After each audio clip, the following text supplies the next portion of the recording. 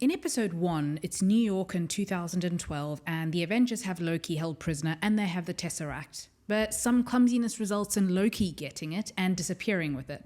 He ends up in a desert in Mongolia, but before long, a door appears, some soldiers step out.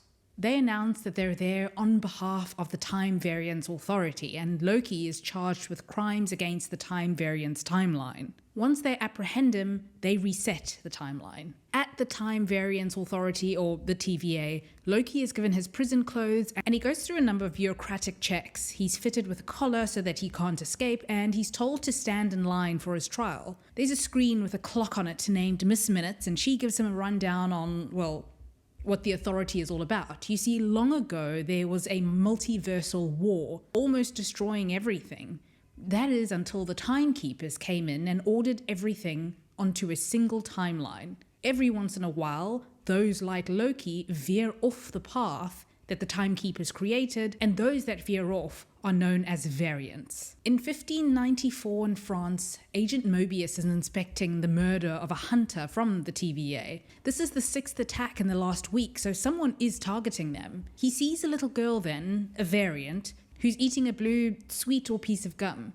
He asks what it is, and she hands him the pack of kablooey. He gets one of the Minutemen to run a test on that package. The judge, who we'll come to know as Ravonna, a high-ranking official at the TVA, asks Loki how he pleads, and Loki blames the Avengers, saying that they're the time criminals. He's told then that what the Avengers did was supposed to happen, but Loki escaping wasn't. He's found guilty, but he doesn't end up having to carry out his sentence because Agent Mobius takes an interest in him. Mobius, who specializes in the pursuit of dangerous variants, takes Loki and they have a talk. He shows Loki a sampling of certain moments in his life when he, Loki, hurt people, and he wants to know why Loki does this. What makes a Loki tick? Loki doesn't believe in the business of the TVA, and he thinks that this is an illusion to control and stoke fear. He believes that he will achieve what he set out to do, and that his life is not preordained or controlled by outside forces such as the TVA. When Agent Mobius goes out for a minute, Loki uses this as an opportunity to escape. He's still within the TVA, and he goes to collect the Tesseract, and then he sees multiple Infinity Stones in a drawer. He ends up in the same room that he started in, and he tells Mobius that he doesn't enjoy hurting people. He does it because he has to. He's the villain. That's his job, to inspire fear. He realizes then that the Tesseract and the Infinity Stones, none of that works here, and that's when he realizes that he can't go back to his own timeline. Then Mobius says that he could use Loki's help in finding the variant. Why me, Loki asks, and Mobius says that the variant they're trying to find is him. It's Loki. In 1858, in Salina, Oklahoma, some hunters come through a door and they see an anachronistic object. They're distracted by a shadowy figure in the distance then, but before they can reach the figure, he sets fire to a grassy plain. The attack on the hunters and the Minutemen continues. In episode 2, at a fair in 1985 in Wisconsin, the hunter C-20 and Minutemen show up. Just then C-20's eyes glow green and she fights her own colleagues for a time before the hooded figure reappears and drags her into a door. Another ambush from the Loki variant. Mobius puts together a task team, including Loki, to look for this variant. They go to Wisconsin, but they end up having to reset that timeline because the mission is a bust. They find no variant and no C-20. Mobius talks to Ravonna about the mission and Loki. She's not sold on his plan with Loki, and she warns him that this is his last chance with Loki. The timekeepers want the variant found. Loki is stuck with some paperwork and he sees the report about the destruction of Asgard, Ragnarok. He tells Mobius that the variant is hiding in apocalypses. You see, Nexus events happen when someone does something that they're not supposed to, and this cascades into more things until a new timeline branches. The TVA is able to track these and reset those timelines. However, if everyone and everything around is destined for destruction, then nothing matters because the apocalypse will destroy it all. This will make the perfect hiding place for a variant where he or she could do whatever they want and the TVA wouldn't know it because everything is destined for destruction in an imminent apocalypse anyway. Loki tries to get Mobius to test the theory with him. By the way, Loki isn't just working with Team TVA for nothing. He wants an audience with the mysterious timekeepers. That's the deal. Anyway, Mobius and Loki go back in time just before the eruption of Mount Vesuvius at Pompeii, and Loki's theory is proven right. As they're talking, Mobius discovers something. The variant left something behind at a crime scene. An anachronism, something that doesn't fit into that time. That sweet that the little girl had in the church in France, how could she have had such modern candy? So they decide that if they cross-reference natural disasters with the limited time period in which the candy kablooey was sold, they'll find a time and place where the next variant will be. After much convincing, Ravonna approves a team for this mission and they head to Alabama in the year 2050. The variant is there and she enchants a few of the people there, including B-15. Loki tells the variant that he has an offer for him. He's going to overthrow the Timekeepers and he needs a lieutenant. He's been trying to help the variant actually. The variant isn't interested in ruling the TVA though. Mobius and the others find C-20 then, and she says that she gave away the location of the Timekeepers. Finally, the variant reveals herself, her real self. She bombs the sacred timeline and she walks through a door, and so does Loki. She's been stealing resets all along. In episode 3, C-20 and the variant are having a drink together. It looks like they're on a normal date in another world, and then suddenly the variant asks her how many people are guarding the Timekeepers. C-20 is disoriented. At first these look like planted thoughts, but it's revealed later in the episode that this is an actual memory. More on that later. The variant has put C-20 to sleep and she reveals that the elevators on the way to the Timekeepers are gold. She never does reveal how many people are guarding the Timekeepers, but she does seem to have enough information for the variant. The variant fights her way through some Minutemen in the TVA. Loki and she bump into each other and they also start fighting. Loki actually wants to team up, but the variant is on some other mission that Loki is standing in the way of. Just then, Ravonna shows up. But before she can do anything, Loki transports both himself and the variant to a place called Lamentis 1 in the year 2077. This place, Lamentis 1, is a moon, and a planet is about to crash into it and destroy it. So yes, another apocalypse is imminent. They manage to get to shelter, and the variant tries to enchant Loki, but she can't, and he points out that neither of them will be able to escape unless they get the tempad back on. They're still bickering, but they decide on a very shaky alliance because they need each other for now. The variant tells Loki that the plan he ruined was years in the making, and as soon as she turns the tempad on, she's going back to the TVA to complete her mission. First, they'll need to find power somewhere on the moon though, in order to travel through interdimensional space and time. And they have around 12 hours to do this. The variant, by the way, doesn't like being called a variant or a Loki.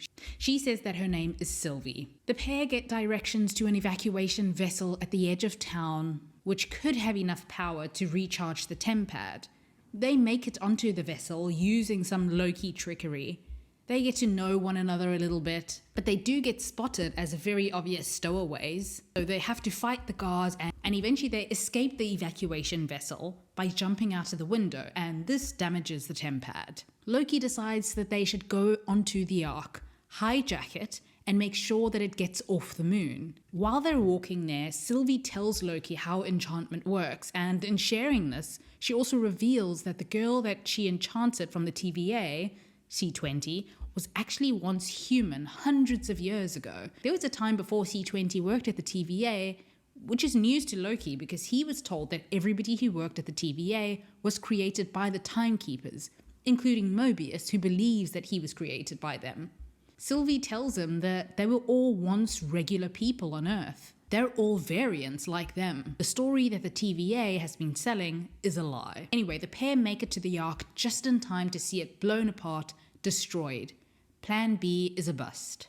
In episode 4, Ravonna has a memory of her and her Minutemen apprehending a little girl and bringing her to the TVA for crimes against the sacred timeline. The timeline is reset then, and at the TVA, the girl is given a prisoner uniform, but as she's about to stand trial, she escapes. The girl in this memory is young Sylvie. Ravonna is summoned before the Timekeepers, and they're mad that the variant Sylvie was right there and managed to escape. Mobius tries to get access to C-20. C-20 keeps repeating, it's real, and Mobius thinks that there's something there, but Ravonna says that C-20 is dead.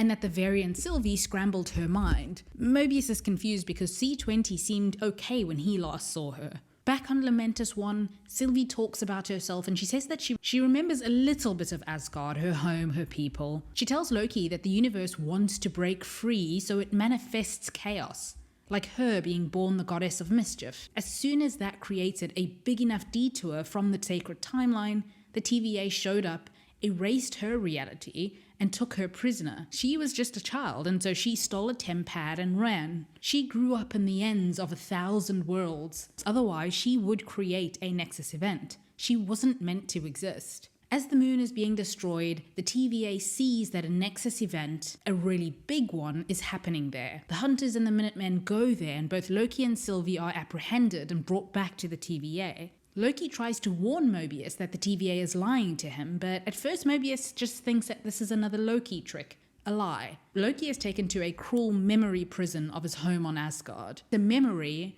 on a loop of him being punched repeatedly. When they have a talk later, Mobius asks Loki to elaborate on his comment about the TVA lying to him. He also wants to know what caused the Nexus Event on Lamentis. Loki lies then and says that Sylvie was disposable to him. She approached him once on Asgard to work together, and their plan is coming along well, but he'll soon be rid of her.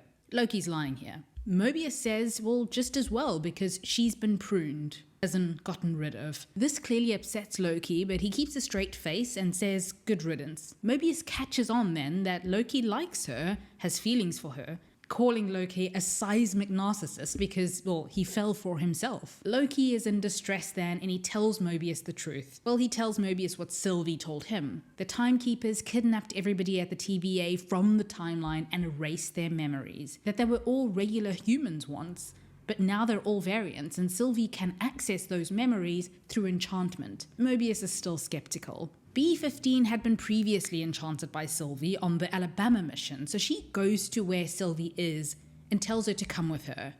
They go back to Alabama. B-15 tells Sylvie that she saw something when Sylvie was in her head, and she wants to know the truth, and Sylvie tells her. B-15 is about to join the resistance. While sitting with Ravonna, Mobius questions her about C20 again, and he feels that something is off.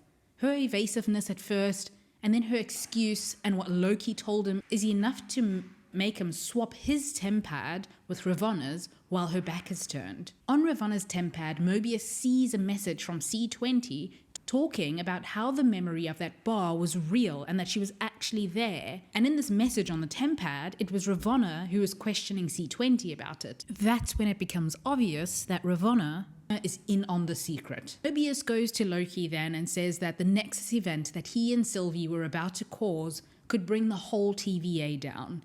He also tells Loki that he was right. Ravonna catches them on their way, and Mobius answers her question, where would you want to go if you could go anywhere?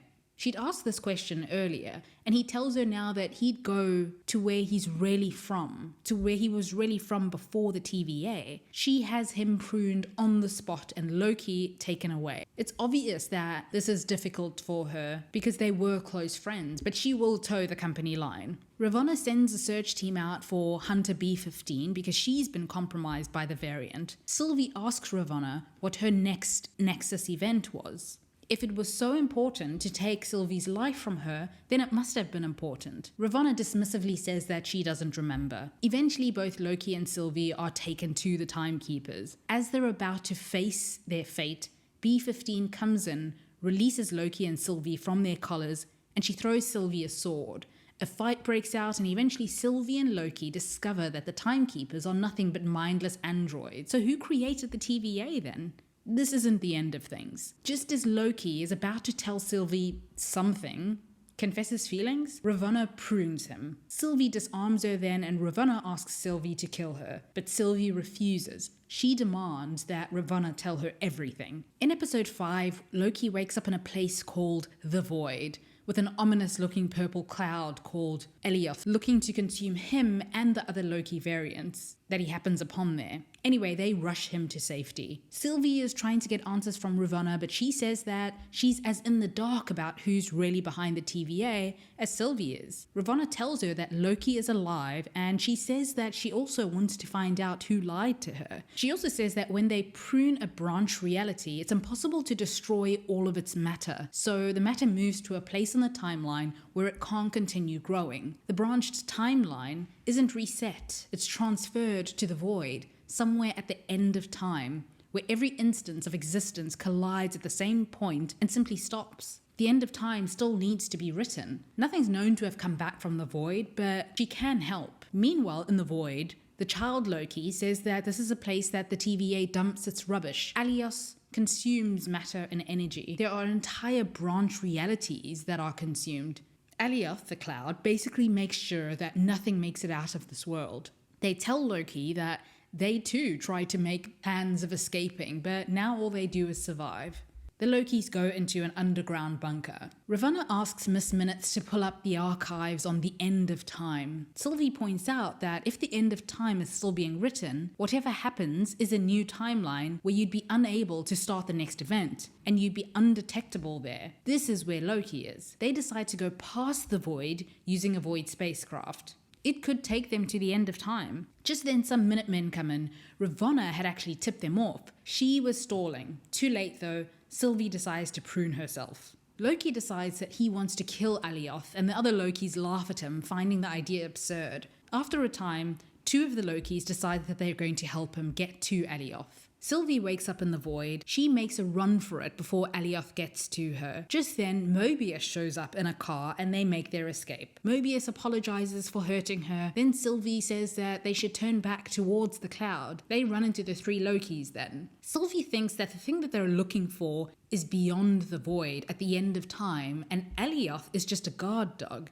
She suggests enchanting the Alioth. Back at the TVA, B-15 is in punishment. Ravonna asks B-15 to tell her more about the variant Sylvie. B-15 tells her that Sylvie is looking for whoever is behind the TVA. Ravonna commissions Miss Minutes to pull up the files because, as she says, the creator is in danger. Loki and Sylvie discuss their Nexus moment that almost happened. He talks about how he's betrayed everyone who's ever loved him, but he promises not to let her down. He suggests that once this is all over, to figure it all out together. Sylvie says that she thinks that if she gets close enough, she can enchant Alioth. Mobius thanks Loki for the spark and says that he'll burn the TVA to the ground. They embrace and say their goodbyes. Loki and Sylvie's plan works with the help of Loki from the future, who eventually gets consumed by Alioth. Loki and Sylvie make their way to the end of time beyond the void. In episode 6, the final episode of season 1, Loki and Sylvie make it to a grand house on a hill. Before they can do anything, the door is opened. Miss Minutes welcomes them to the citadel at the end of time. He who remains, this is what the so-called creator is called, is impressed with the both of them, and he wants to make a deal.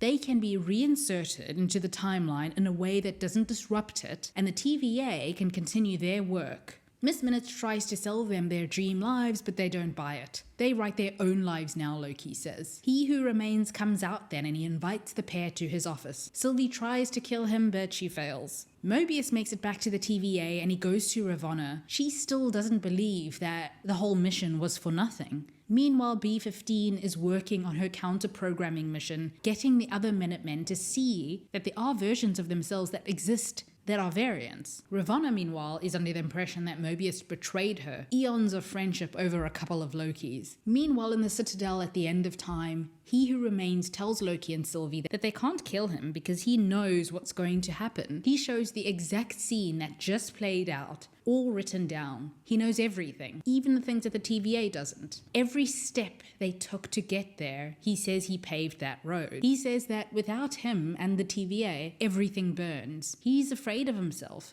You see, he who remains has gone by many names throughout history. Eons ago, before the TVA, a scientist version of himself discovered that there were universes stacked on top of him. Other versions of him were learning the same thing, and for a while there was peace. They made contact, they shared knowledge and technology, but not every version of himself was good. One of them wanted to conquer. Then war broke out, and each variant fought to save their own version of their world. The first variant encountered Alioth, created from all the tears in reality, capable of consuming time and space itself, and harnessed the beast's power and weaponized it. ending the multiversal war. He isolated timelines and managed the flow of time and prevented any timelines from breaking away. He Who Remains tells Loki and Sylvie that they have two choices. They can kill him and expose the timeline to possible destruction, or they can take over and things go back to how they were with the TVA in charge. They can take over, he's tired. Loki and Sylvie are skeptical. He Who Remains then admits that he lied earlier when he said he knew what was going to happen. Whatever happens next, he can't foresee it. Sylvie calls this bluff and thinks that he's lying about their two options, but Loki thinks that he's telling the truth. This causes a bit of an argument between them, and as they argue, Loki and Sylvie, the timeline is busy branching. Loki is scared of unleashing something worse if they kill He Who Remains. Sylvie thinks that this is a big con, and that Loki wants the throne. Sylvie can't trust and Loki can't be trusted, so they're at an impasse. They fight it out, and Loki thinks that the cost of getting it wrong is too great, even if He Who Remains is lying. Loki tells Sylvie that he doesn't want to hurt her. He doesn't want a throne, he just wants her to be okay. And then they kiss. And she says, "But I'm not you," and she sends him back to the TVA. She stabs He Who Remains in the heart, and he appears to be dead. At the TVA, they see the uncontrolled branching of the timelines, and Loki is devastated at first, and then he's determined. He tells Mobius that they made a mistake at the Citadel, and countless different versions of He Who Remains are coming. Mobius and B-15 don't recognize Loki anymore. Just then, Loki sees a statue of He Who Remains in the TVA. Remember, back in episode 1, things look pretty different. And that is the end of Loki season 1. There is no post-credits scene, just a season 2 announcement at the end. Thank you for watching.